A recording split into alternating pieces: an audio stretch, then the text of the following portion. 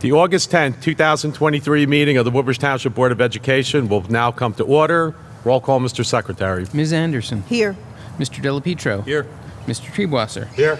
Mr. Velez. Here. And Mr. Molnar. Here. Mr. Secretary, as required by the Sunshine Law, please read the notice of meetings. Thank you, Mr. President. The New Jersey Open Public Meetings Law was enacted to ensure the right of the public to have advance notice of and to attend the meetings of public bodies at which any business affecting their interest is discussed or acted upon. In accordance with the provisions of this Act, the Board of Education has caused notice of this meeting to be published by having the date, time, and place thereof posted as follows. On January 11th, 2023, emailed to the Home News Tribune, the Star Ledger, and Municipal Clerk's Office, posted in Ross Street School Number 11, and the Board of Education Administration Building, also published on the school district website. Thank you. Mr. Delapietro, please read the closed session statement. Thank you, Mr. President. In compliance with the Sunshine Law, the board must go into closed session in order to discuss subjects exempted from the public portion of our meeting. The discussions to be held in closed session will be regarding personnel matters, and the board will receive attorney-client advice. Any information regarding the closed session discussion will be released to the public when reasons for discussing these matters in closed session no longer exist. Thank you. I have a motion by Mr. Delapietro. Do I have a second? Second. Second by Mr. Treebwasser. All those in favor? Aye. Opposed? Motion carries. The board will now retire into closed session. We will be back when we are done with our closed session.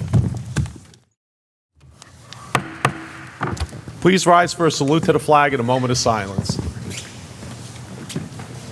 Pledge allegiance to the flag of the United States of America, to the republic for which it stands, one nation, under God, indivisible, with liberty and justice for all.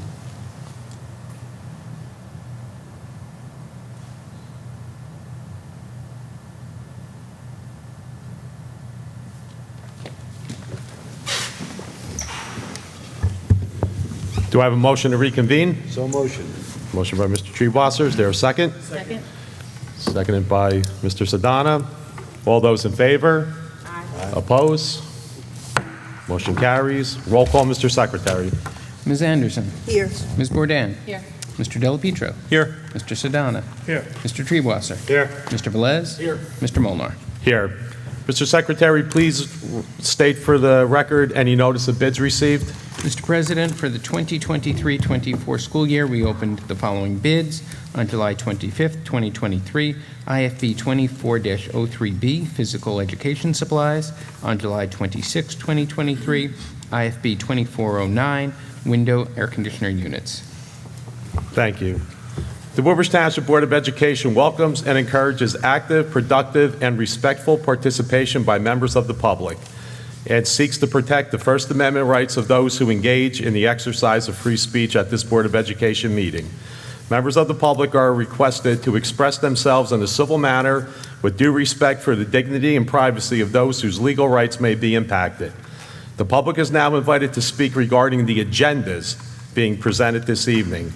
When you come to the microphone, please provide your name and the section of the township in which you reside, along with the specific agenda item and number you wish to discuss. As per Regulation 1100D, comments must be limited to no more than 5 minutes. No response will be given until you've completed your opportunity to speak. We will now open this up for questions on the agenda items.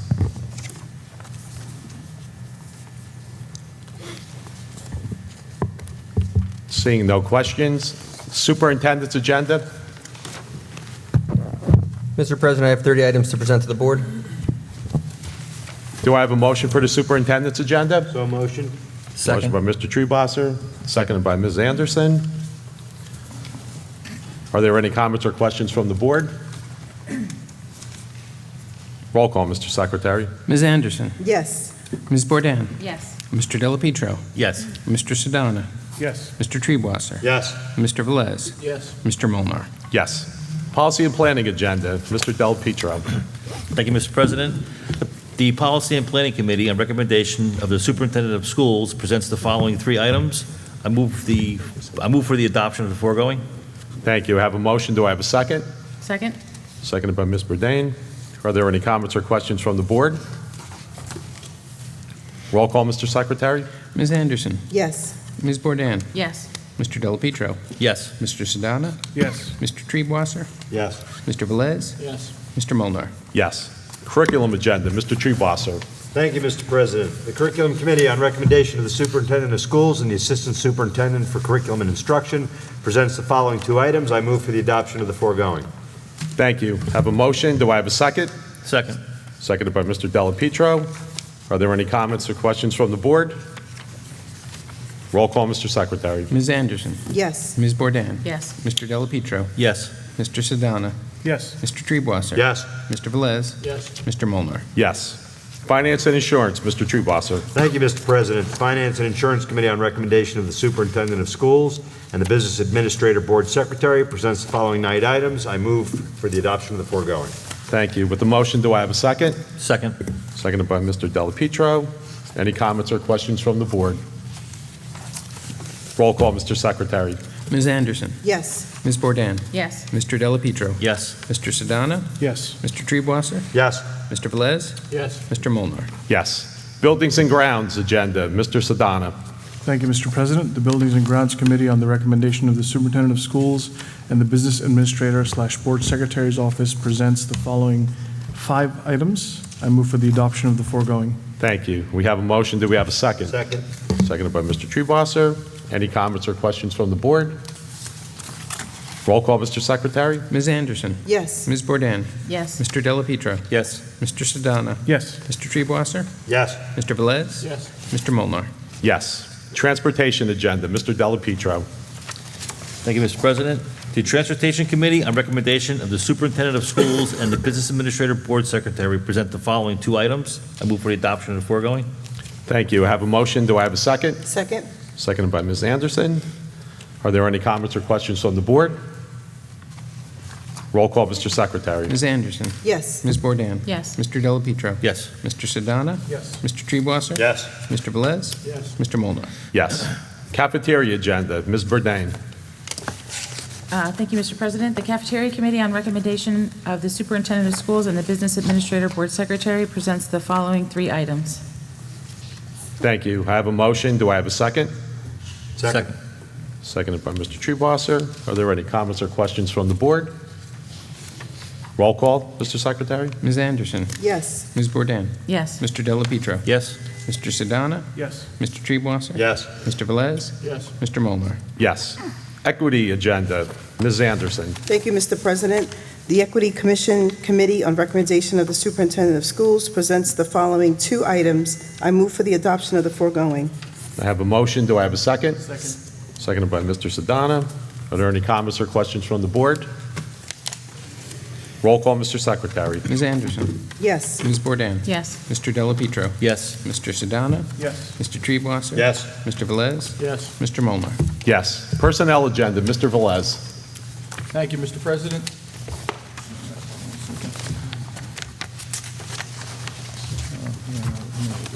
27.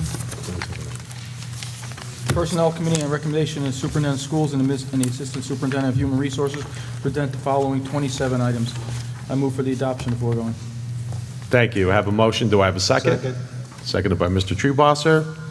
Any comments or questions from the board? Roll call, Mr. Secretary. Ms. Anderson. Yes. Ms. Bourdain. Yes. Mr. Delapietro. Yes. Mr. Sedana. Yes. Mr. Treebwasser. Yes. Mr. Velez. Yes. Mr. Molnar. Yes. Madam Attorney, do you have any recommendations this evening? No, we do not. Is there any old business that should be brought to the attention of the board?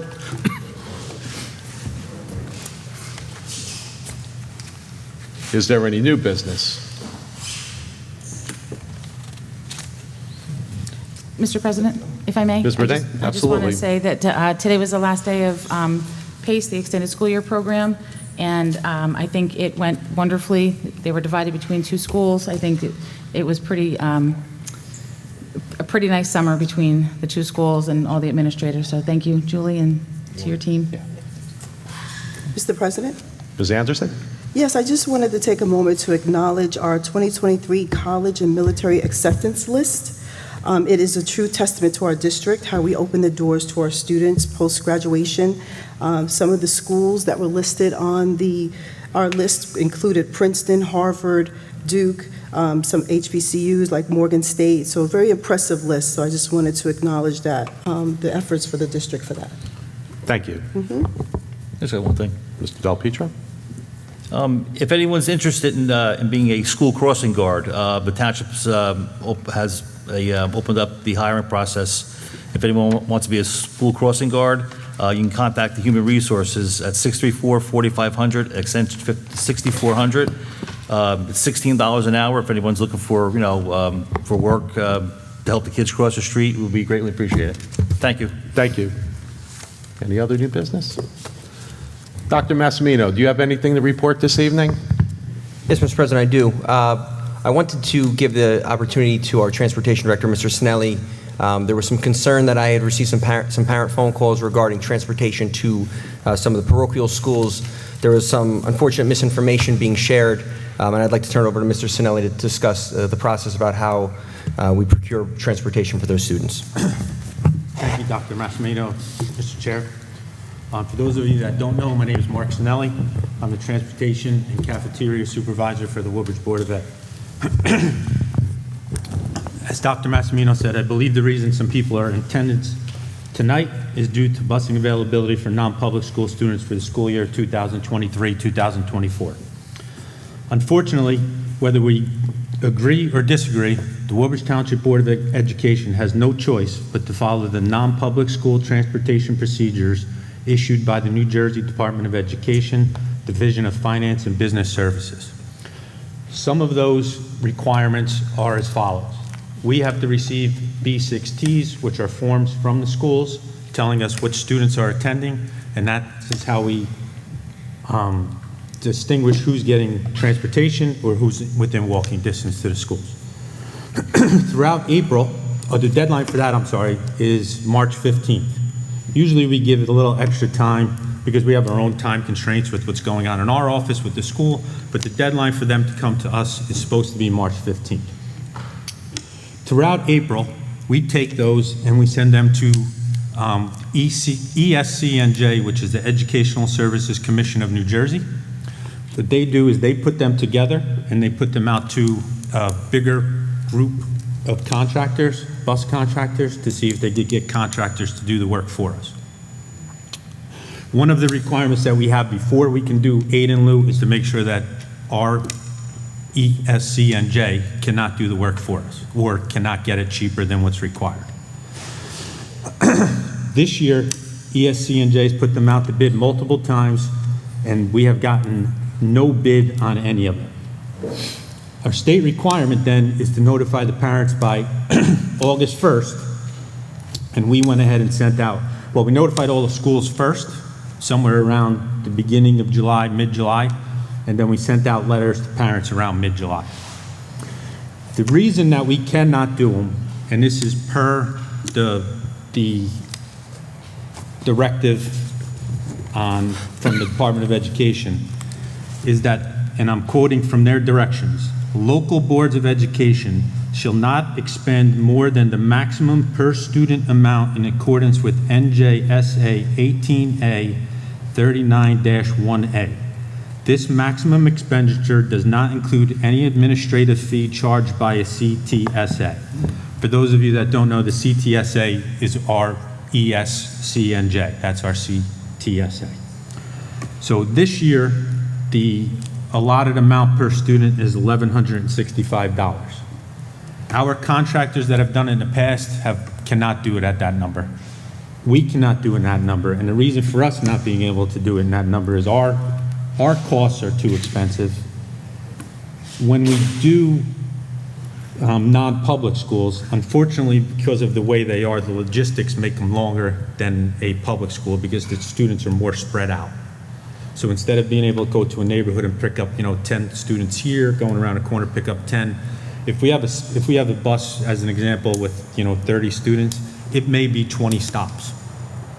So then that takes away our ability to get more out of that driver, do 3 schools as opposed to 2, which then increases our cost, unfortunately. The third issue that we run into as a Board of Ed is the shortage of drivers.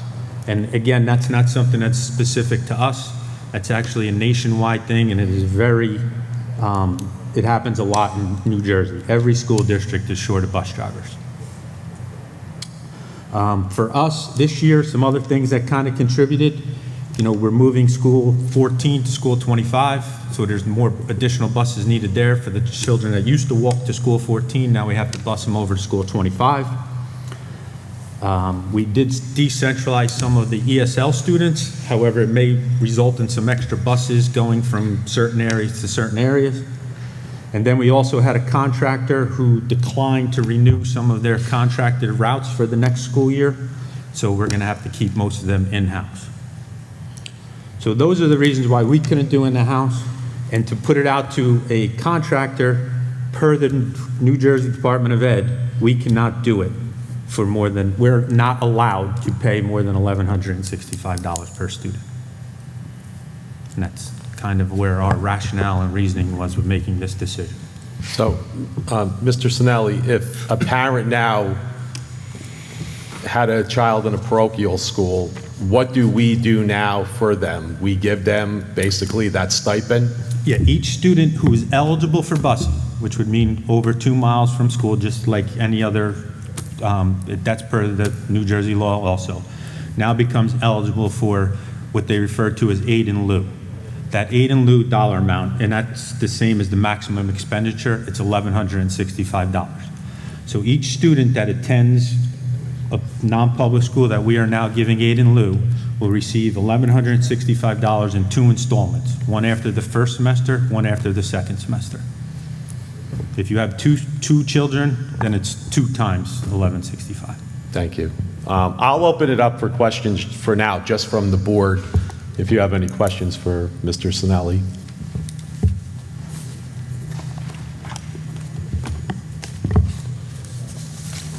All right, we will now open up the meeting for public comment. If you wish to say something, please come to the microphone, provide your name and the section of the township in which you reside. Again, members of the public are requested to express themselves in a civil manner with due respect for the dignity and privacy of those whose legal rights may be impacted. Please limit your comments to no more than 5 minutes in accordance with Regulation 1100D. No response will be given until you have fully completed your comments, as not to interrupt your 5-minute opportunity to speak.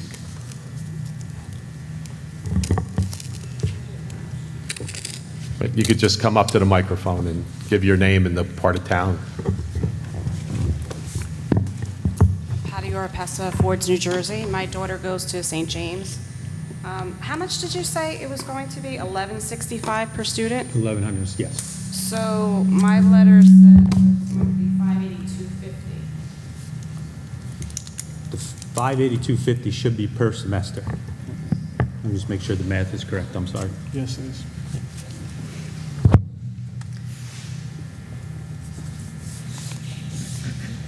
Exactly. So that's $1,065? 1,160. 1,165. So $582.50 per semester, that doesn't come out to, That's half, That's half of a 11. half of You get semester. two. You get one for the first semester and one for the second semester. so it's 1,000, not 1,100, not 11,000, right? No, it's $1,165. Okay, I heard 11,000. I'm Okay, sorry. my mistake. Okay. All right, what is this, I don't understand why for years they've been providing busing to the Catholic schools. Now all of a sudden, we can't do it anymore. I don't get it.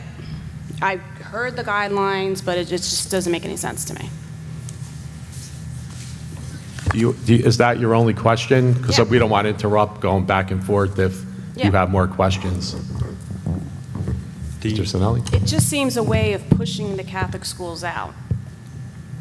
I don't think it is, and I'll let Mr. Sinelli speak more on it. I think it's the fact that we do have a driver shortage. A contractor did cancel a route on us that we now we're forced to, fill from within. So there are a lot of But circumstances it's that not are. that many kids. It's not that many kids that I don't feel like an adjustment can't be made. Mr. Sinelli? With the Woodbridge Public School buses. And I understand what you're saying, and I don't completely disagree with you, but that's part of the problem. With less children, it becomes more expensive per child.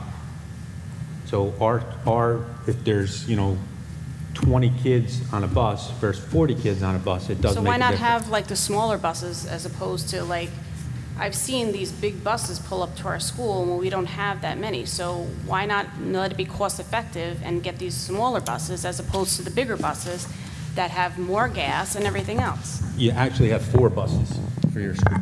Right, but they're Because- bigger buses. right, So and the let's not reason- do that anymore. Let's just maybe get the smaller buses instead. Because we don't have availability for us with smaller buses. Our smaller buses predominantly, 99% of the time, are used for special needs students. And it would be a little bit cheaper, but the difference in cost is sort of minimal, because you're only really saving a little bit on the cost of the bus, cost of the bus and the fuel. So is this basically a done deal? Like, this is just, It's just something that I cannot, if I wanted to, I cannot. That's the issue. The Department of Education has told me that, or has the written guidelines that we are not allowed to do it. I could tell you that this board has been talking about this and trying to find a way to do it. We've looked at the law, we've, looked for guidance from our law department, and unfortunately, with the shortages and everything, there's just no wiggle room. yeah, Now, but you know what? As working parents, we count on the busing to get our children to school. I totally understand. I totally understand. So, I mean, it's great to give us the money, but we still have to find another accommodation, and that's not going to be easy for working parents.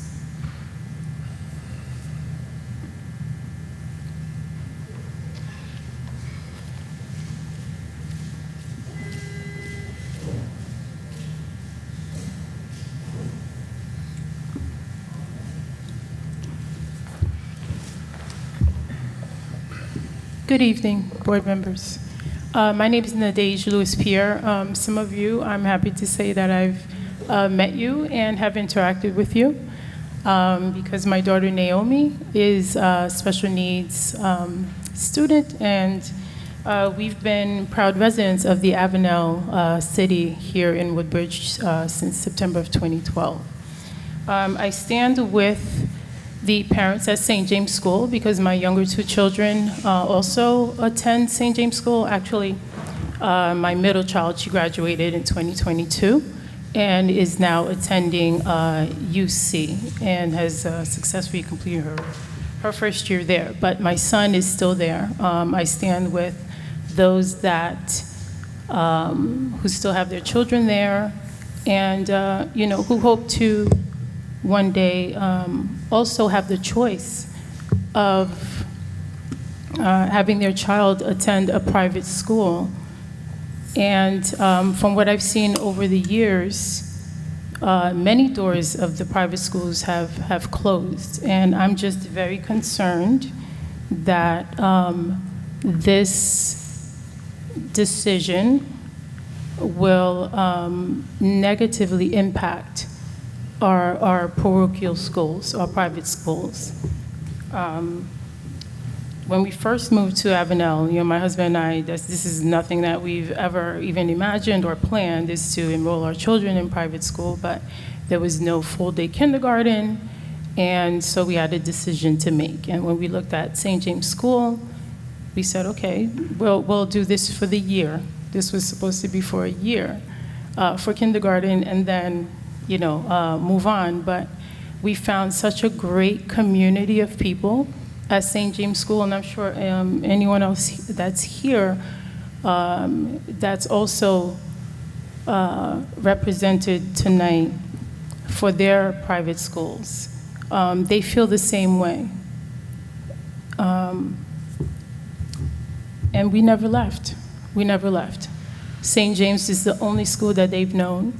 Like I said, I'm just very concerned that this will lead to possibly decreased enrollment and possibly doors closing for our children. It is our choice to bust our behinds to be able to afford to send our children to private school because it's the education, more so it's the community of people, it's the relationships built I don't know how many of you have attended private school, but, if you have, you certainly know your experiences and the value that it brought to your life, and you've probably passed it on to your own children. Let's see, I do have one or two questions written here. I didn't get a chance to do the research, but I'm not exactly sure how our property taxes will play into this, because we are proud homeowners, and if a portion of our property taxes is allocated for education, maybe somebody on the board can speak to how property taxes that are being used for education, can somehow impact this decision, or I don't know. And let's see, are there any other options that are being, my time is probably almost up, right? That are being explored at this time to be able to help the private schools in this very difficult situation, because it will present a hardship for the parents that don't have the flexibility to work around their schedules to be able to drop off and pick up, And also, it's mentioned that the aid in, lieu of this decision would be provided, or is there documentation that will be, that would need to be provided by parents to be able to get this aid, or is this aid automatic? And lastly, has the board looked to see what other townships are doing to be able to address this decision that seems to be irreversible at this point, but hopefully there's something that can be done. Okay, well, Mr. Wolferman, do you want to answer some of those questions? Sure. Just so you understand, there's no decision that this board or the school district is making. We are required to follow the laws. I specifically am the financial fiduciary person in the district, and I have to follow the guidelines that are presented to us. So while the budget can be whatever it is, your tax dollars are for the budget, there is nothing that anybody here can do to change the law that's on the books, that's mandated by the state.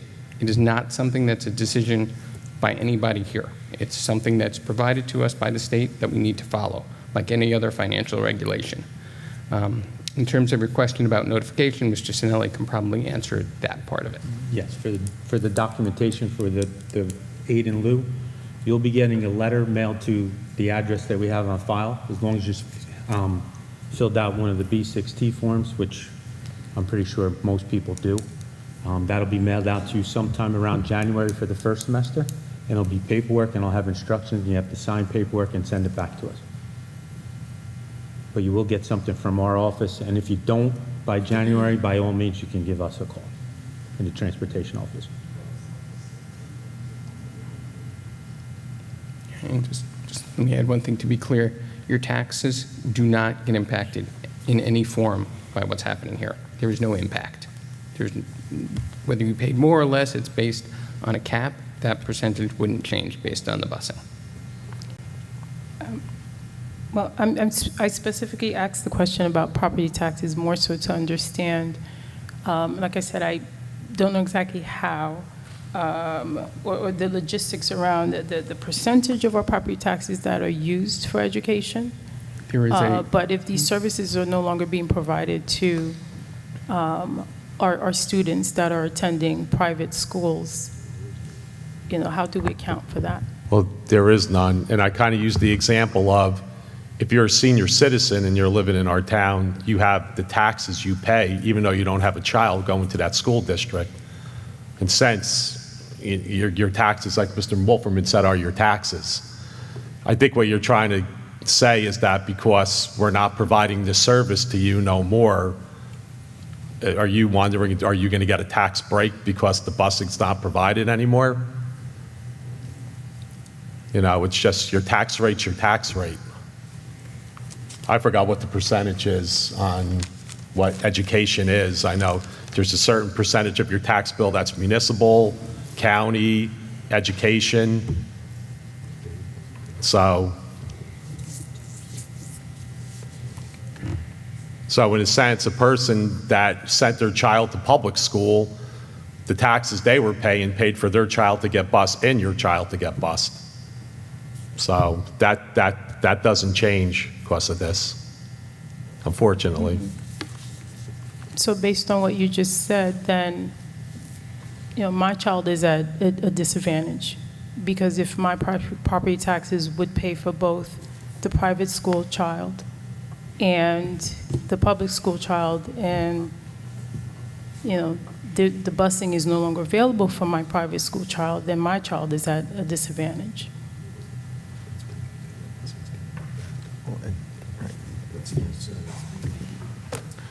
Yeah, that's the reason that the state does offer the aid in lieu of amount in 1165. That's what the state has come up with, is the amount that should be given to the parents of any student.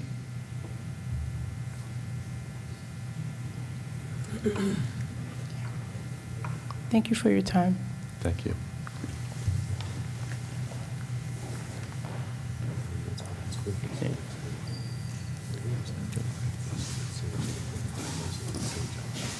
I apologize. My name is Keith O'Connor. I'm also a parent of a student in St. James, and I apologize that I was late, and I don't know if this question was addressed, but it is my understanding that, I understand it's a state mandate, if I'm not mistaken, and it was passed down, and it is my understanding it was passed down a couple of years ago. I just want to know what changed in the township to cause the township for this year to stop the busing. Because the letter we received didn't really give us any. First of all, we received the letter very late in August, and it didn't really give a lot of information as to what the reasoning was, and that's really what my concern is at this point, as to why at this year where the busing has been stopped. Mr. Sinelli? Mr. O'Connor, the reason that it's this year is increased costs, a big part of it. I mean, it's a big part of it is increased costs and also shortage of drivers. We have in the past, last year, we attempted to make some changes to make it work. St. James, for instance, had 4 buses.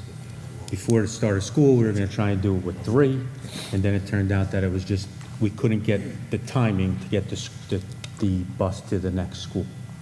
And that's where it kind of increased costs. So we had to add the 4th bus back in. Okay. So it's a combination of the economy, like everything else, is just going through the roof. The cost of buses are going up. The cost of our drivers, gas, and everything like that just kind of put it over the top.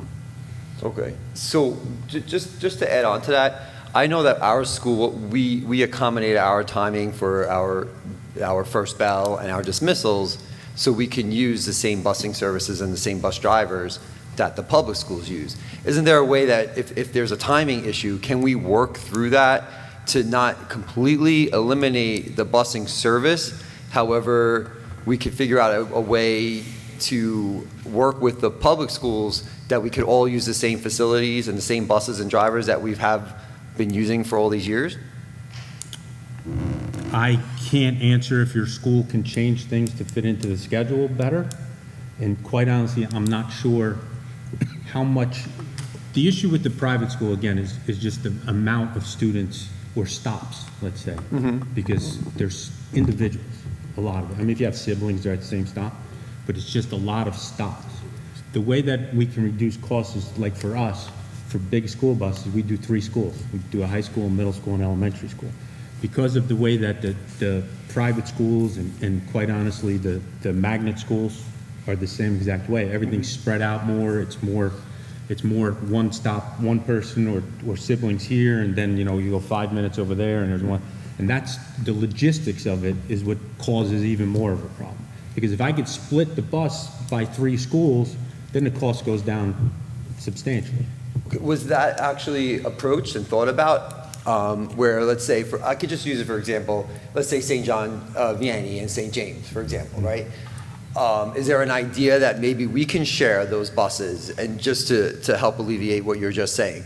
The thing is that we didn't know when this approach happened, where maybe we could have kind of come up with a solution maybe earlier on, instead of it happening, us finding out here in August, so late in the game. Do you understand? So that's why I'm just trying to figure out, maybe instead of like completely stopping the funding or stopping the services, maybe we could discuss another solution. That's my question. We've kind of gone through almost every solution we could think of. I mean, listen, I have to be honest with you, my job is to get your students to school. Sure. If you're public or non-public, my job is to get your children to school. It's a Woodbridge school. Our problem is we've tried, and not necessarily with St. James, with another private school, we've done it where we've put two schools together to try and see if it could work, and it just couldn't work. Okay. Like we had one school where we dropped off, and then we went down the street and dropped off at another one. And quite honestly, we do it at some of our public schools. For instance, we do it at School 11 here, and we go across the street at School 1. The issue with, again, it goes back to that same thing, because then with those particular buses, in many cases, I could break up the cost among 4 schools instead of 3. Right. So that's the real way where we're able to reduce our costs. Well, not even reduce, almost kind of keep it the same from year to year. With the way the separation and everything, there's only 2 options with like a private school. Either they add additional buses, which doesn't help the situation, or we have to do what we're doing now, because there's nothing else I can put in with St. James where I would be able to tie it in with something. Okay. I mean, if the one thing I do have to say is this is not like a forever. If this thing changes and we can figure it out, there's nothing to say to the school year, no, but next school year, we have to look at it all over again. And I mean, we will try anything to make it work. Okay. I mean, that's like I said, that is my job, is to get your children to school. Sure, no. It's not to not get them to Yeah. school. Yeah. No, we appreciate your time tonight, listening to us. And Yeah. we just wanted to hear, what your thoughts were and the concerns. But thank you. Thank you.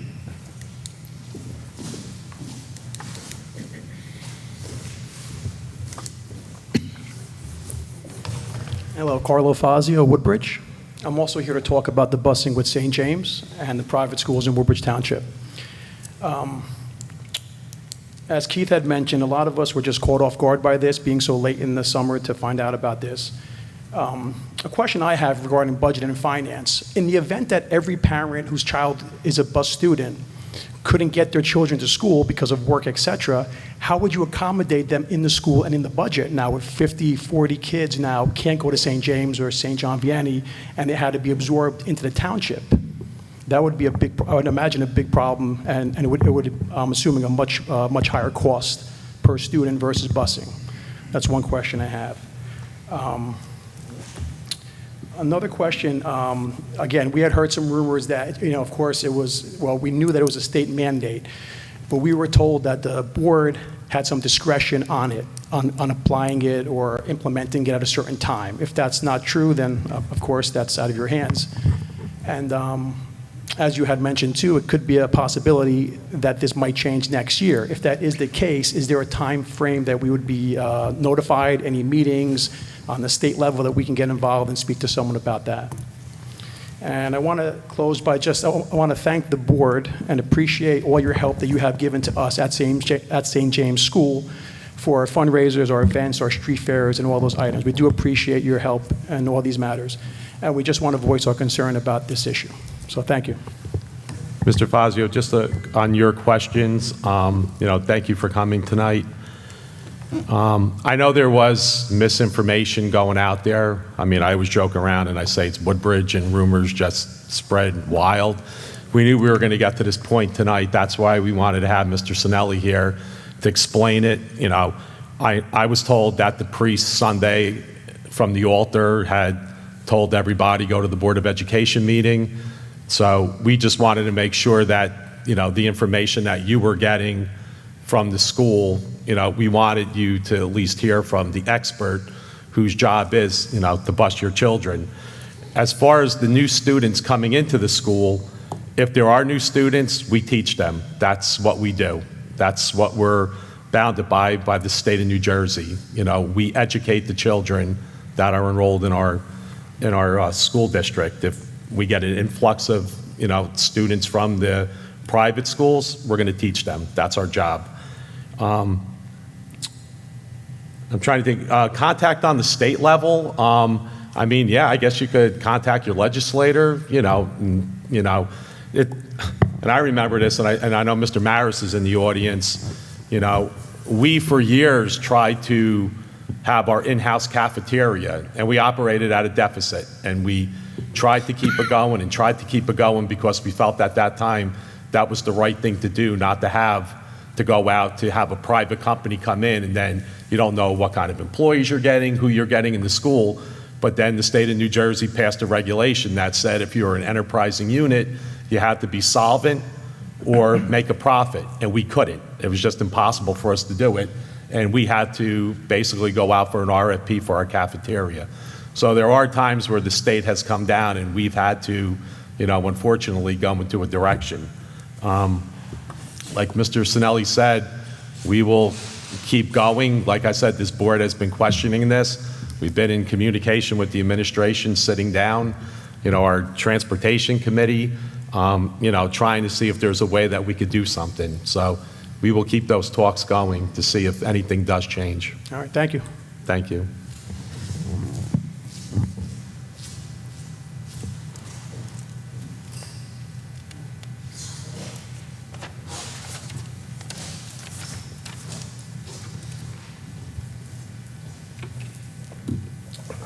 John Bertari, Woodbridge. I'm sorry I came late, but again, I know what I said before. If you look at a big picture of this thing, this young lady said over here, people concerned, property tax. They pay property tax. They pay for private schools. They're going to pay for busing. People that I talk to, and so-called, we call them well-to-do community in Colonia, they were concerned they won't be able to send the kids to school, private schools. Some of those kids will wind up in your school. And you said yourself before, it's going to cost you money. Where that money is going to come from? You have to absorb those kids. People just can't afford it. Now, you save $1,500 or so, I believe. It might cost you $15,000, $20,000 for each kid. Look at it that way. Schools are overcrowded. You send in more schools. You will have more kids in schools because people will send them public schools. Simple. There's no money. You don't have money. We don't have money. So those kids, you have to take them. You can't say, I don't want to bus you. I don't want to feed you. I don't want anything. They're going to wind up over here. What do you do then? Where the money is going to come from then? And it's an insult to just stop the busing. We had a bad experience already. Kids not being bused because of accidents, things like that. It's a safety for the kids. And most important, yes, people scramble, people save to send their kids to school because parochial schools, I know they're more or less crowded, but the reason they send them there probably could be different things. But they're going to come on your shoulder. And you people educated here, think how much it would cost if you just got 100 kids come to your school alone, how much it's going to cost. And I'm sure it's going to be more. So look at it. It's a kind of embarrassing. You're going to go to parochial schools and make a cut. Why don't you just take the cut with everything else, a little bit, but not all of it? Got a lot of programs over here. People always don't agree with it. You never cut those programs. You just make it bigger, newer, it looks nice, it looks pretty, you want to call it. That's where the money goes. You will need more teachers, you need anything else.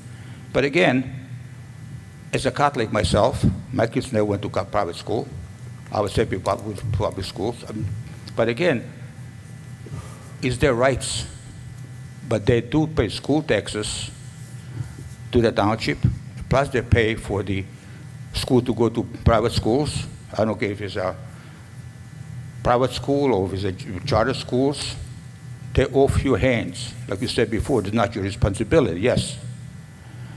But I guess, as myself as a taxpayer, I'm glad some of this money go to any kind of schools if they can help. You got less kids in the schools now, you're going to have more kids in the schools. Everything's going to be more and more and more because those kids don't come here. So I don't know why just you take on a, maybe I'm getting offended because I'm Catholic myself. that why we take on the church? It's a low blow, I'm sorry. Any answers? I don't think you asked the question. You made a statement. Well, I made a statement. Tell me, why did you just pick up on busing on the private schools? I think Mr. Sinelli explained it, Should you make any cut, anything else? because I don't think we got any bids to do these routes for the amount of drivers I we mean have. just the busing. Well, to save the money to pay for the busing, could you make cuts from any other programs? Mr. Treebosser, since you are in the transportation field, would you like to answer? I would.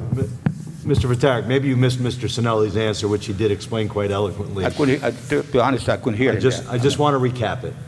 It doesn't matter, because there's nobody up here on the board, and I did the job in Woodbridge for 17 years, so I certainly understand what it takes to get it done. And I applaud Mr. Sinelli, because I am sure he spends many sleepless nights. But the fact is it doesn't matter what we want to do or don't want to do. We are mandated by the state, by regulation, what we can and can't do.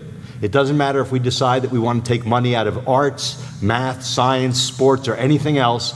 We literally cannot do that, because when we do our state report for transportation and we turn in a cost that exceeds $1,165, if it's $1,165, we're good.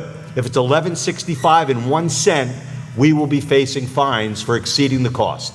There is no ambiguity. There is no option for us to say we want to spend our money elsewhere. We are stuck with that.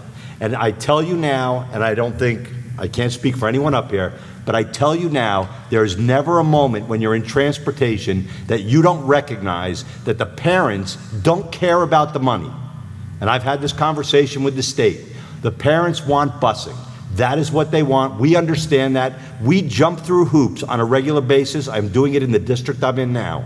We call other districts to file jointures. We have to go through the Consolidated Transportation Service Association or administration before we can even pay aid in lieu of. That means we have exhausted every possible option, every possible opportunity to make it work before we can even pay for it. So I tell you now, there is no way that myself, and I would venture to speak for Mr. Sinelli after his speech, nobody wants to not provide the parents with busing. So when the number of students drops, and although you might think it's a significant difference in the cost between a large bus and a small bus, it truly isn't. The only cost difference is the actual purchase price. Other than that, the labor's the same. Believe it or not, the fuel's the same, because one's diesel and one's gas. Maintenance is about the same. Trust me, if we could find a way legally to provide transportation, there is no one I know in education that would not do it. So we can't move money around. We can't arbitrarily decide we want to or don't want to. The rule is the rule, and we have to stick to it. And I would guarantee after Mr. Sinelli's speech that he has done everything humanly possible to make it work.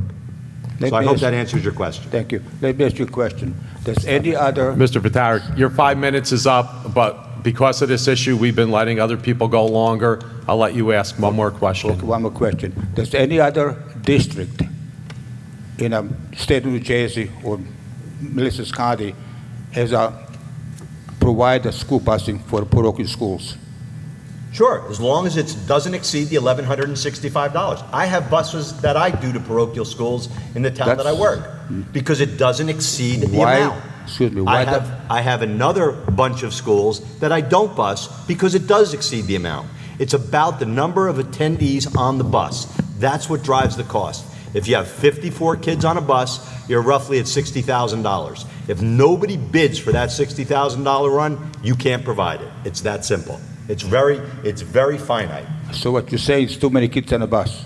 No, there aren't enough kids on the bus. Well, why does you budget Mr. exceed Vitalik, the when other I time? was in transportation in Woodbridge, we had 5 or 6 buses going to St. James. I guarantee you now, they don't have enough to fill one bus. The enrollment is what's driving the issue. That is what drives it. And then it turns into economics because of the number of students. So if they had 54 kids, maybe Mr. Sinelli would have been able to find somebody at 54,000, but if he's only got 30 kids, why would you as a bus company take a run for 30 grand when you can have that same bus driver in a different bus or the same bus do one for 75 or 80,000? Why You're in can't- business. You understand the economics of it. I do. Why can't you have public school kids and the parochial kids go in the same bus at the same time? It has to do with the scheduling. And tell me this, if I have 53 kids on a regular ed run, and I have 25 kids that want to go to a parochial school, which child do I say gets the bus and which one doesn't? Well, the public school, you would do it. You have to But I'm understand. saying, why can't they go on the same street, the same bus stop, everything else? Mr. Why can't Vitale, they? I don't mean to sound flippant, but the same reason I can't snap my fingers and fix the problem. If it was easy to fix, Mr. Sinelli would have fixed it months ago. He's been working on this since March. I heard him say it. So Thank it's you. not like he woke up in the morning and said, you know what, I don't like parochial schools, I don't like non-public schools today, I'm just not going to bust them. I All right. guarantee you that is not the All right, situation. I'm gonna end this back and forth right now, Mr. Pataric. Thank you Thank you. for your questions. Thank you, Mr. Treebosser, for your insight. I apologize. I know I don't there's other mean to get parents heated and other people in the audience who'd like to speak.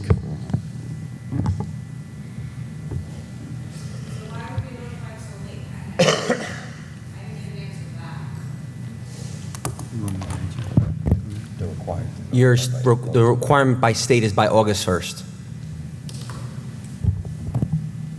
Paul Lund, Hope Lawn. Just picking up from the last meeting in July. Do you use the honor system when a boy claims to be a girl and wants access to the girls' bathrooms? Would you take it on their word? Or does it have to be a clinical diagnosis of gender dysphoria before you just open up the girls' rooms?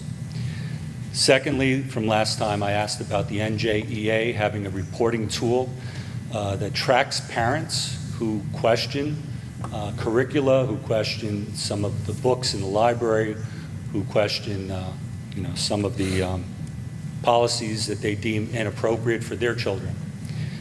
Is there such a reporting tool that is actively tracking parents in New Jersey? And has someone on this board, perhaps Mr. Postorino, considered exploring the Conmigo artificial intelligence package, which is being designed to help students recover from learning losses that accumulated during the COVID lockdown? And I know, we've had a few weeks since then, so I'm just hoping to have some updates on that. One last thing I'll bring up that's new. The State Board of Education recently approved changes to what they call Chapter 7 in their regulatory guidance to all school districts, which include replacing the word equality with equity throughout and removing gendered pronouns and nouns. My question isn't whether you're on board with that. My question is whether you agree with Assemblyman Coughlin and Senator Scutari that that is another example of executive branch overreach, and that they're stepping into the domain of the legislature, and quite honestly, stepping on a lot of Board of Ed's toes. And that's it for my questions. Do I have one more minute just to promote my summer reading? Yeah, you got a minute. Okay. Reading a book, How Politicized Classrooms Harm Kids and Ruin Our Schools, What We Can Do About It. I just want a little blurb here. In this remarkable book, Bonnie Snyder shows that in too many of the nation's primary and secondary schools, the marketplace of ideas has been overwhelmed by a monopoly of ideology. The same orthodoxy which has narrowed the minds of college students for years is now working its way through the more vulnerable populations of children and adolescents. Undoctrinate shows how this is happening, why it's wrong, pedagogically, ethically, psychologically, and legally. As the title suggests, Undoctrinate is not just a diagnosis but a prescription, and in the final chapters, Snyder gives parents and their children reason for hope by giving them plans for action in the fight to save our schools from partisan ideologues of any stripe. This is an indispensable armory of analysis and ideas. Thank you. You're Dr. Massimino, some of Mr. Lund's questions? Sure. There's no clinical action that takes place for your first question. Obviously, if a student is going to identify by a different name or identify differently, we want to have them meet with the counselor. That obviously warrants a discussion. So it's not something that we take lightly. We're there to support this student and have conversation with them, educate them. It's an active conversation. I couldn't tell you any specifics because obviously each situation is differently, but we are doing our best to look out for the student's best interest as well as everybody's best interest to the best of our ability. To your second question, Mr. Lund, I couldn't speak to what the NJEA does. That's not something that's a priority or focus to me, so forgive me. I'm not up to date on what they do or do not do. This is a pretty big district. It keeps me busy most of the time, 7 days a week. Mr. Pastorino's on vacation, so I didn't want to speak for him at the Conmigo program. The only thing I can say is we've invested seriously in resources and personnel, specifically in early intervention, social emotional learning, things of that nature, because we do recognize the impact of the pandemic, but more importantly, we realize the society that we have today, the challenges that kids have. I think it's tough being a kid. I didn't have to worry about social media when I was younger. I think most of us didn't.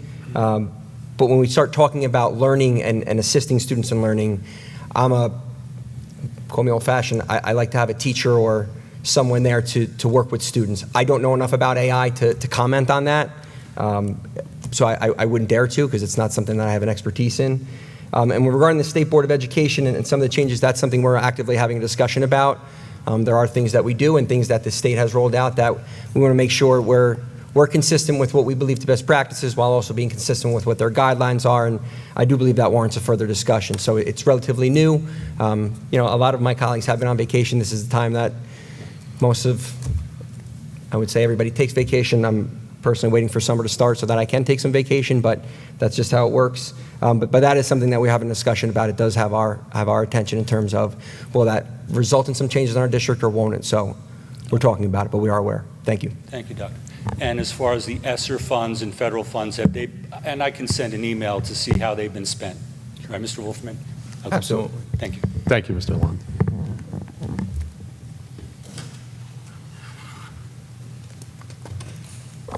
Hello, my name is Marilyn Colon. I live in Avenel. In follow-up to Mr. Lund's comment regarding when a child identifies with a different gender, you mentioned that it's a conversation with the counselor and the child. So if a child has gender dysphoria, wouldn't it be more appropriate to sort of direct them to a therapist or a doctor? Or is there a team put together to work with the parent and the child? I don't interrupt your time, ma'am. If you have more questions, just ask the questions and then we'll answer. Thank you so much. Okay, and I also have a question regarding the recent changes to Chapter 7 by the State Board of Education. Have these changes already been or will be communicated to the parents, and if so, and if they're in progress, by when? I'm done. Okay. Dr. Massimino? So in response to your first question, Ms. Colon, we don't have physicians in our schools. The conversation has to have a genesis, and that genesis is generally the counselor. That conversation is going to go in a lot of different ways. Are the parents aware? Are the parents are not aware?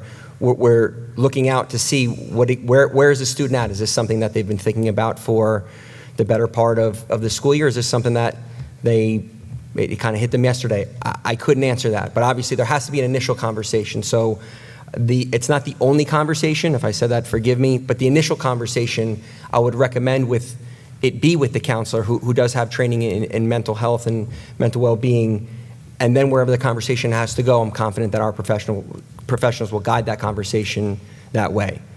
With regard to your second question, as I said to Mr. Lund, it's something we're talking about. If there are changes, we're going to communicate those changes to the schools. I can't tell you when we would make those changes because we haven't made them yet because we're still discussing if there will be changes. So all I can say is we're talking about it. If there are changes made, we will keep the community aware as always. Thank you. Absolutely. Thank you. Thank you.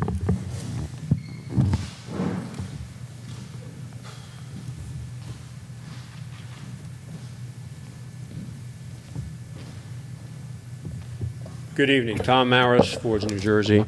Just as a comment, most of the time when we're sitting back there, and I've heard other people say the same thing, it's very hard to hear somebody that's up at the podium speaking. Well, it's very easy to hear you talking in response to them. Is there some way of controlling that volume so that the people in the back can hear who is ever here at the podium?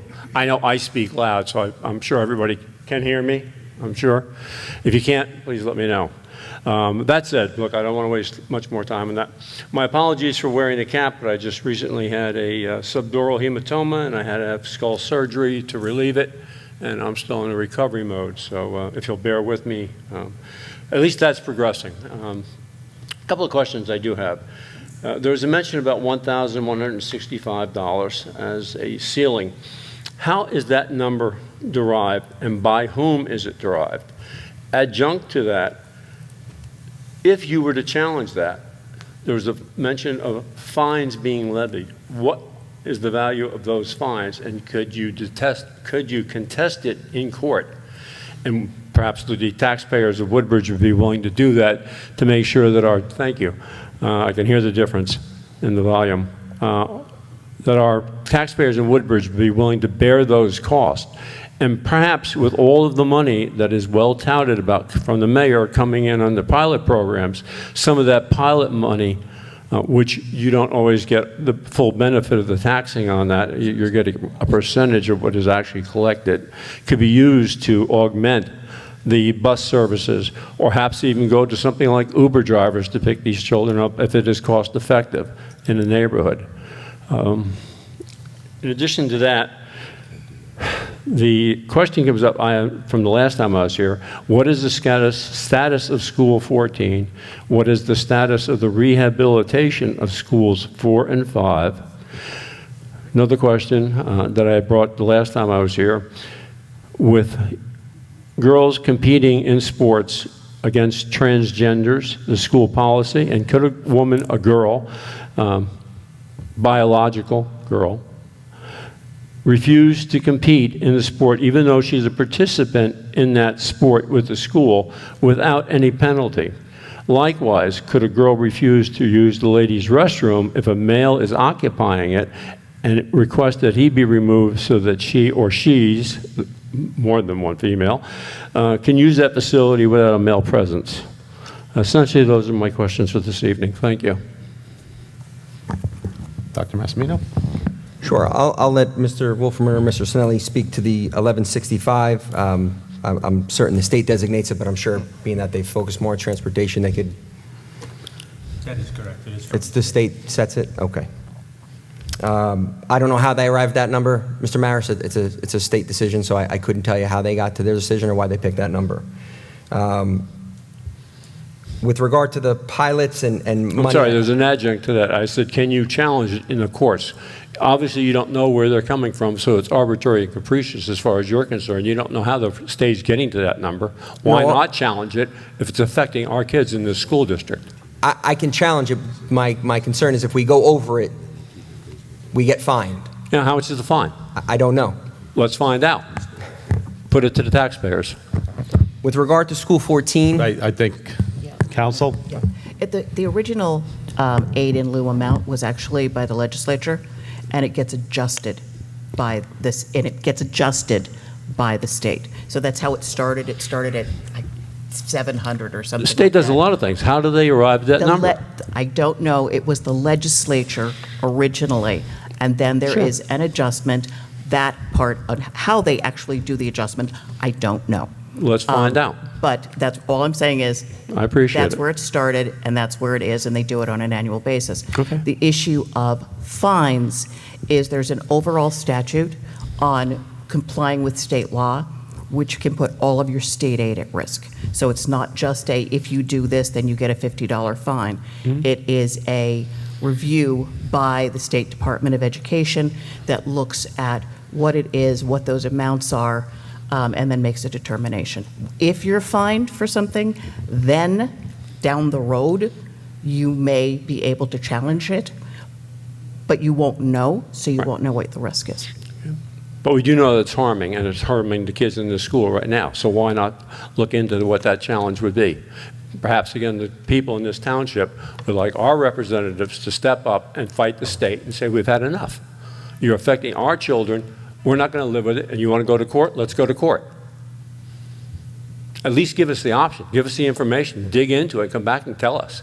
And as far as your mailings are concerned, I see they only go out to the parents. Your mailings don't go out to all the taxpayers in this town, and yet we all bear the cost for the school system. Why aren't we all informed? So all taxpayers, all registered voters in this township know. And that really transcends into the whole state. But certainly we're talking about here and now, this community. I'm sorry, I interrupted. Yeah, there was other questions. School 14, there is no plan to rehab it. There's not a current plan to do anything with it. We've been talking about, which you and I have had specific conversation, and I've said this to you before, we're going to work on the school in Hope Lawn, because we haven't had a school on that side of town in 30 years. Yes. And Kudos once we on that. have, I'm sorry? I'm sorry, kudos on that. You and the mayor both. Thank you. So until that's built, I would be reluctant to say what we would do with School 14 because I don't know what the need would be. So I'm reluctant to spend money on something that I don't know what we would be doing with it. Okay. We already did the referendum for School 25, so those students are housed. With regard to School 4 and 5, the designs have been completed, or they're just about completed. I've been in constant contact with the architects and engineers, so we're looking forward to send that down to the state to get approval so we can move on to the next step. I believe that was the other question. Oh, about a biological female refusing to use the bathroom because a male is... Yeah, I mean, with regard to participation in sport, sports are voluntary. So a student can always say, yeah, I don't want to participate. Yeah, exactly. They don't have to participate. It is their choice. And then as to your last one about the bathroom, if that girl is not comfortable, she is able to use a gender-neutral bathroom, for example, a nurse's room. And without any repercussions, if a female child, were to refuse to compete in the sport, even if the whole team turned around and said, no, we're not going to compete in the opposite team because they have a male competing against us, we are all girls, and you're allowing a transgender, as we brought up the last time we had this discussion, from another school on the state or county level, would there be any repercussions against that child or children for not competing, other than they obviously won't be competing and they can't get any merits for it? We have youth sports so they can participate. If they choose not to participate for whatever reason, we would respect that decision. There's not a penalty for not taking part in something that is voluntary. Okay. And then just one last thing that I wanted to observe too, because some of the people mentioned it back here, and I totally agree with them. Mr. Trebweiser in the past has berated me about my tone or my conveying things that were taken the wrong way.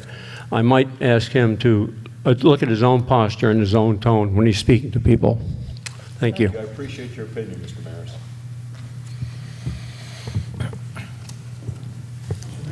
No, you get one shot, Mr. Fazio. I'm sorry. You get your 5 minutes to ask your questions. Yeah. We could talk after the meeting. Yeah, well, we could talk after the meeting.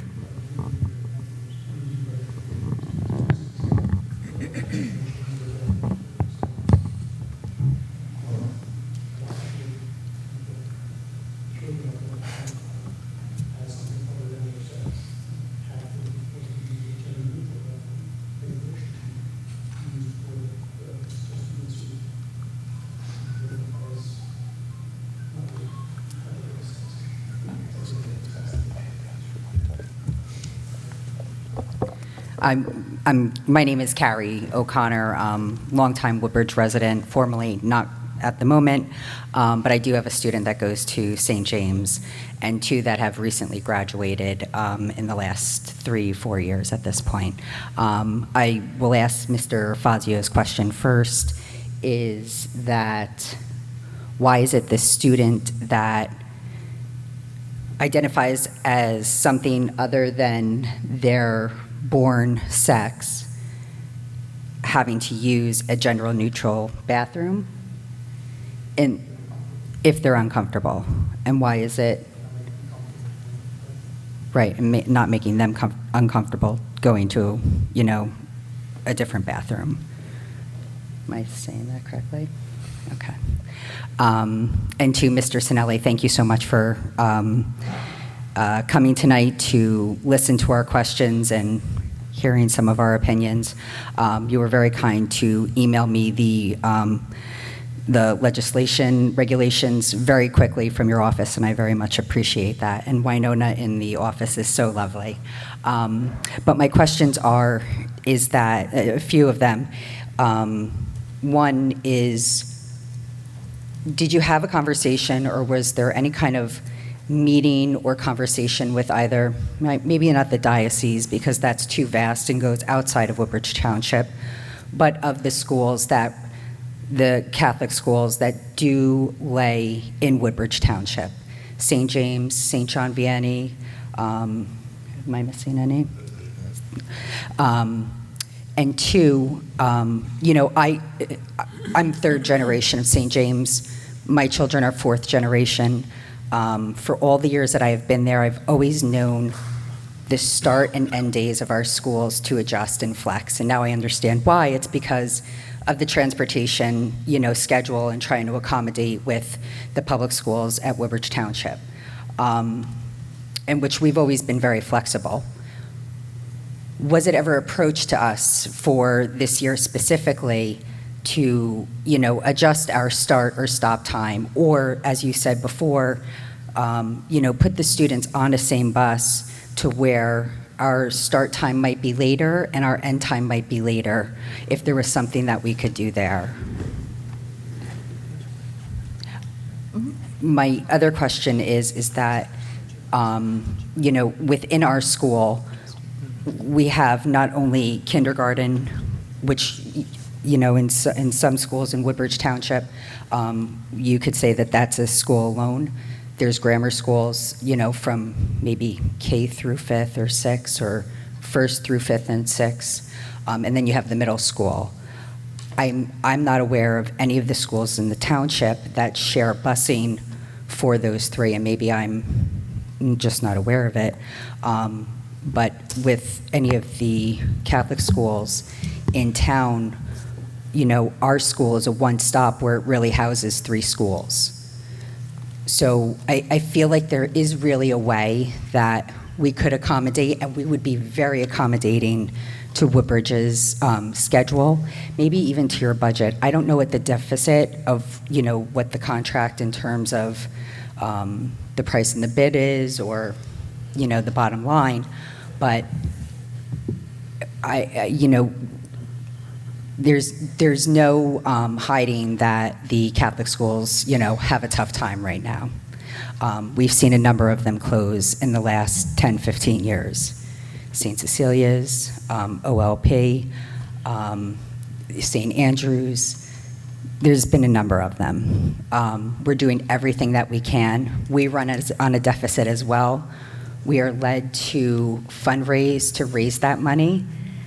We're like the little engine that could. We can raise that money in some way, somehow, maybe to close, that deficit, or at least to help it so it wouldn't burden your budget. But I just don't feel that there was enough discussion between the schools and us. And maybe there was, and we are not aware of it, but as far as we know, that there really wasn't any. And to have the announcement go out so soon to where it's very hard to, pull strings and join forces and try to figure something out so late into the summer, where I understand that you said that, it starts in March. I mean, if we saw the problem even in April or May, or the oncoming of the problem, it really could have been discussed before the end of that school year, to where it could have been addressed and worked on in the last 3 months before the announcement really came out. So thank you for the extra time, I'm sure. Chairman? Yeah. So there were conversations with all administrators individually. There was no joint conversation between St. John, Vianney, and yourself at St. James. The conversation with St. James actually took place a little earlier, because I had a conversation with the principal. I don't know an exact date, but it was probably in June. Could be wrong, could be the beginning of July, but somewhere along there. Just letting them know that, hey, this is definitely a possibility. So there was partial conversation. It wasn't a definite no, it was, we're still trying. Understood. But we're kind of where we are. Got it. As far as the start time and end time, no, we didn't broach that with each of the schools. I mean, for the future, absolutely, we can have this conversation. I have no problem with that. As far as the shared busing, I'm not sure if I answered that correctly or if I'm misunderstanding your question. We don't have all of those students on the bus at the same time, per se. We just drop off at the high school, go pick up middle school with the same bus, drop them off, then go pick up the elementary school. Right. Is that did I answer that correctly? I'm not sure. I don't know, because I don't know if I'm answering or asking you the proper question. I mean, we can certainly speak. I mean, if I could just chime in for a second, I think sitting here, I think the basis of the question is if you go to a neighborhood and you pick up students for, let's say, Rush Street School, could you then go pick up a couple students that are supposed to be going to St. James, complete the bus route at Rush Street, and then take the students that remain on the bus to St. James? Is that, I think, that's what I'm kind of reading it as. Maybe I'm wrong. We'll say the first part of the question, maybe. So, No, but really what I think I was asking is that in the township, right, you have your buses that go to your grammar schools, you have them to go to the middle schools, and then you go to the high schools. So there are 3 optimal time. And granted, you don't want to put like young kids with the high schoolers and, but our school spans, kindergarten, grammar school, and middle school. So we have a wide variety range that rides one bus. And I think that if it really came down to it, that we would be okay with it, and it would be acceptable, or, if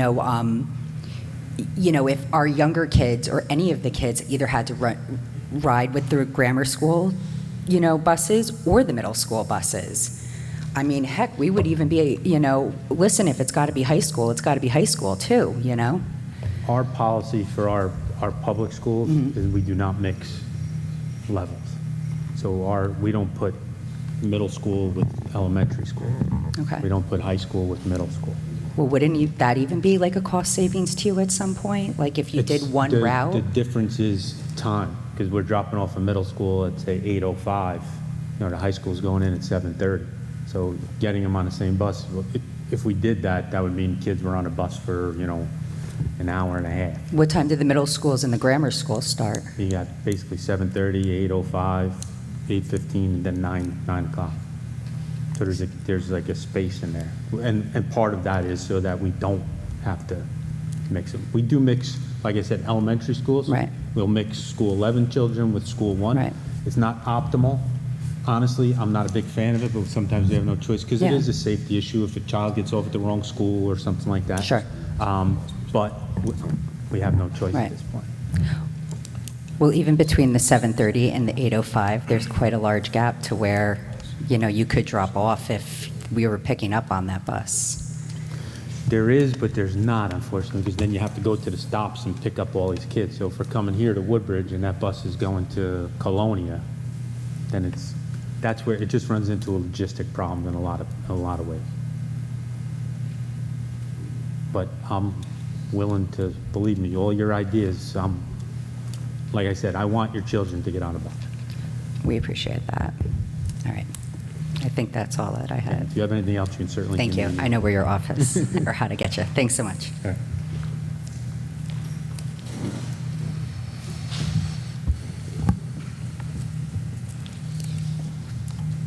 Good evening.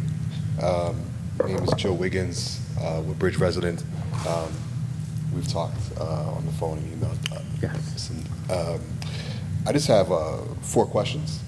I'll go through them really quick. Thanks for sharing a little bit about the 1165, knowing that you guys don't know. Be interested to know how that tracks from previous years. Is that the same amount from the last 5 years? What's the change over those few years?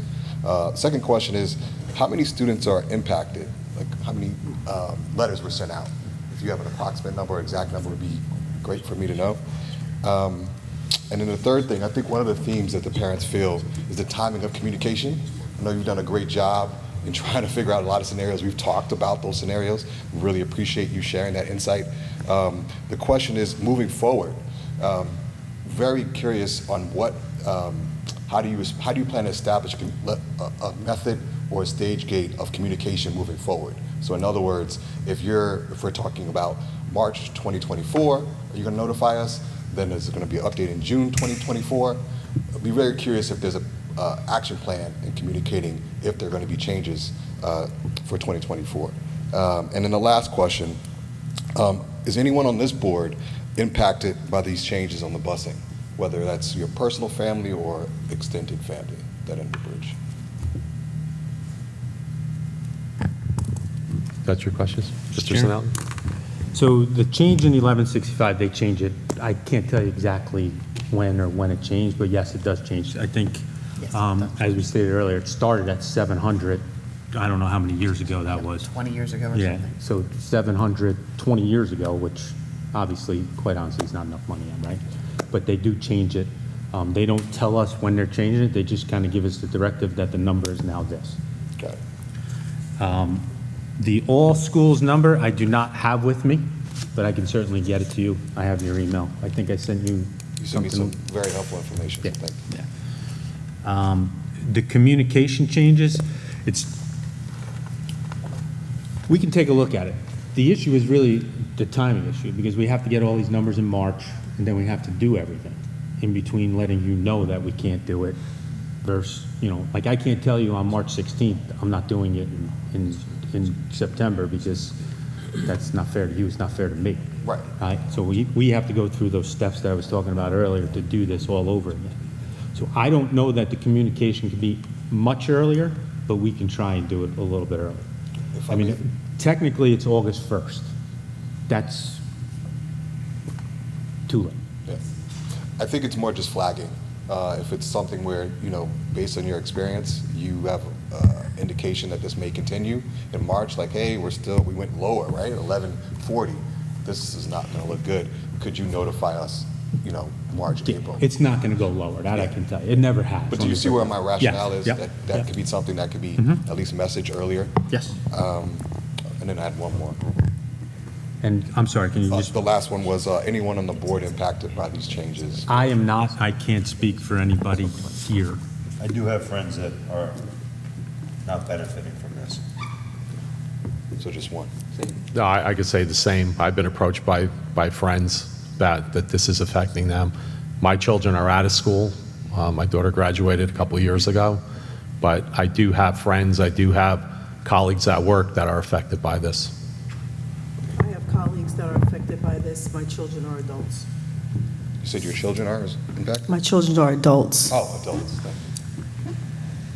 My daughter's in special education in Woodbridge Township in 10th grade, so she's not affected, but I do know some of the audience members, and I do know others that are affected, and I know that Mr. Sinelli would do everything that he could possibly do to make sure that, the kids are safely to school. I've worked with him for many years. I have 2 children in the district. My wife provides the transportation for them. Mr. Wiggins, if I may, I just want, and I'll say this to all the parents because I feel like it's appropriate. I have a lot of close personal friends, being the superintendent and living in town. I'm blessed to be able to touch a lot of, I have a lot of different contact with a lot of different people. And this was something that I had a conversation with Mr. Sinelli, and this is my 3rd year superintendent. I've never had a discussion about this. So when it came up, my first thing was, okay, how much? What do we have to do this? Because I don't know what the law says in terms of aid and lieu. That wasn't a concept that I was familiar with. I was a teacher. When I talk curriculum, instruction, personnel, I'm all in. When we talk transportation, that's why there's a transportation supervisor. So for me, it was personal because Woodbridge is my home too. And some of my dearest friends who have 2 kids in 2 different private schools, it was a tough conversation over the weekend. And I feel bad about it because I can't offer a solution. The one thing I hope my administration makes clear, and then I speak for everybody that is a part of my administration, is that we're looking to make things better for everybody. This is my community, right? I am privileged to serve it, and I take that responsibility very seriously. So whether they attend the Woodbridge School or not, they're still part of our community. Some of my dearest friends, their kids go to St. Joe's and STA or St. James, and the conversations have been lengthy. And I've said, yeah, if there was something I could do, by all means. I talked to Mr. Sinelli about the Ed Service Commission and the bids, and is there anything we can do? I reached out to the attorneys and said, is there any wiggle room or soft spot in the law that we can do something and try to wiggle anything to offer a solution? Because I get it. I have 2 kids in 2 different schools on 2 different levels, and yeah, it's a lift, and I'm not insensitive to that. So we're going to do our best to try to find a remedy as we move forward. The problem is we don't control the variables that will dictate the remedy. We can't make people bid. We can't have the Ed Service Commission go out earlier than they are going to go out. And these are partners of ours that we work with and rely on for a number of things. So nobody was initially more disappointed before anything went out than I was, because I knew this was coming, right? I knew we were working towards this, and Mr. Sinelli probably would have liked to block my phone calls at some point, because I, at one point, was probably harassing him because it was just unsettling. I consider some of these people in the audience to be friends. I've known them many years. I'm disappointed that I have to give them an answer that is disagreeable, but it is in fact the limitations that we face in light of the bids not coming in, the threshold, the low enrollment, the state cap. Yeah, these are things that we have to navigate, and it's something that I will have continued discussion with Mr. Sinelli about, to say, like, oh, okay, if this didn't work, what are our other options? I am disappointed. I'm not as disappointed as you, because it doesn't affect my children directly, and I don't think anything motivates a parent more than their children, so I wouldn't insult any of you that have children that are affected by this by saying I am. All I can say is, as a superintendent of Woodbridge Township School District and a community member here my entire life, I'm disappointed for you, and I share your frustration. We will continue to work to see if we can find a remedy so that next year this isn't the case. Thank you for the time. Thank you. Mr. President? Mr. Del Pietro. I don't have any, my kids are all grown, but I have friends and colleagues that belong to St. James, including myself. I heard about it Sunday from my wife when she came home. So you can imagine I got an earful. I'm chairman of transportation. My next first phone call Monday morning was to Mr. Sinelli to find out what was going on. And kind of like that phone call generated to why he's here tonight. So, we are, we hear you, we're working on it. Whatever we can do, we're gonna do, but, it's not falling on deaf ears.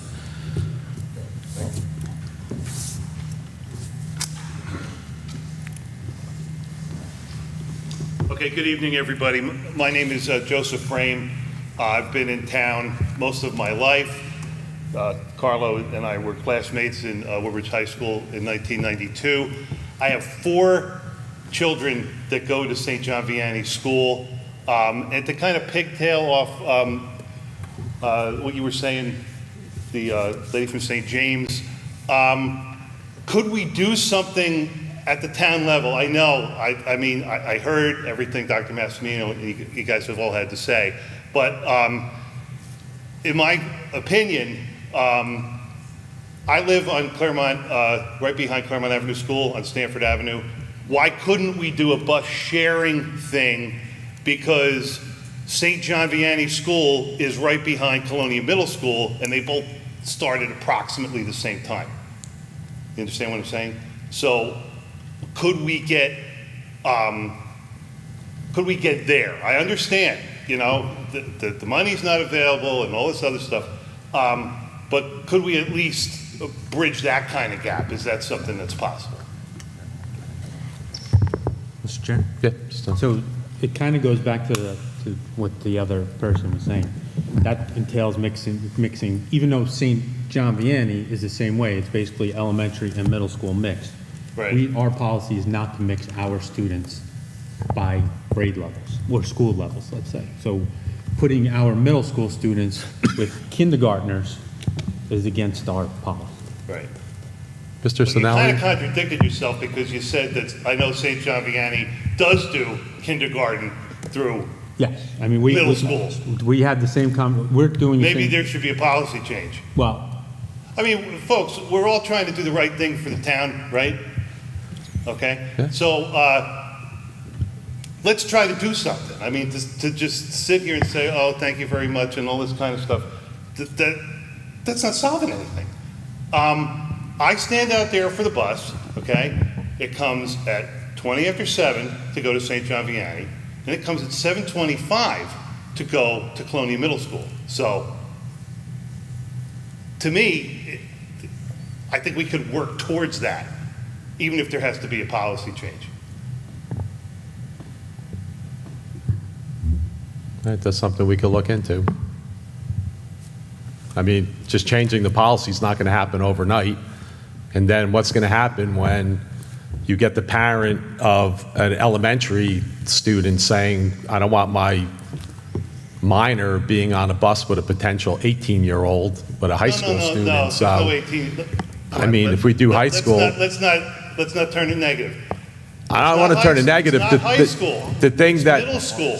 No, the thing that I could think of right now is maybe we could just maybe do the elementary school, if there's a way we could do it for this year. Is there a way? And that's, I mean, don't know, the that's other thing something is, we'll take a look at. The other thing is too, there are 300-plus students at St. John Vianney. I know there's got to be between 150-something students at St. James, something like that. I mean, if these places close and we're building apartments on every piece of property that we possibly can, these schools are going to be more overloaded than they are now. Doesn't take a rocket scientist to figure that out. So, I mean, can we try to do something for these kids? It's a sacrifice to send children to Catholic school, and I understand it's our decision, and we did that, and stuff like that. But God, the roadblocks are unbelievable. Now, they can't even get on the darn bus, which they've gotten on for, even when I lived in Woodbridge, before I moved to Colonia, there was a bus that took my kids from Albert Street to St. John Vianney. And now it's like, oh, we just can't do it anymore. We have to try to do something. Fundraising is an excellent idea. We have so many fundraisers. We have golf outings. We have tricky trays. I know most of you from town. I mean, you can't miss me. I'm 6'5". The carnival, all these different things. So, let us know what we have to do to make it happen. Or is it going to be like, oh, let's just close another Catholic school? I don't want to do that. So. Mr. Moloch, may I say one quick thing? Yeah, Mr. Treeboss. It has nothing to do with not wanting to do things. You can fundraise all you want. We still can't provide a bus unless we can keep it under the 1165. But there is part of Title 6A27 that enables you to contact the bus company, and you can hire the bus yourself, and there's nothing illegal about that, and our 1165 will help offset that cost. But we can't provide you a bus unless we can provide it for less than that 1165 per student. That is the end result. Mr. So, I mean, Mr. Sinelli could provide you with all the contractors that the district uses, if that may give you an opportunity that way. But there's really no way the district can provide a bus unless it can do it for less than that 1165. The one thing I'll say, if the Transportation Committee could sit with Mr. Sinelli and the administration after tonight, we got a lot of questions tonight, some good valid questions, some suggestions, and then maybe we could look to see if something, that we could work. Yes. So you guys will meet after this Yeah. meeting? Okay. All right, thank you, Jonathan, everybody.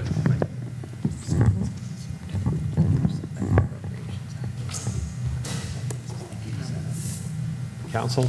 I just wanted to just clarify, the annual number is set in the Appropriations Act on an annual basis. So, for example, in 2019-20, it was $1,000. For 2022-23, it was $1,022. This year, it's the $1,165. Hello, council members. Nizam Mohammed from Islin, resident for over 20 years. I just wanted to echo Ms. Anderson's comments about our students and highlighting their achievements into the various trade schools, Ivy League schools.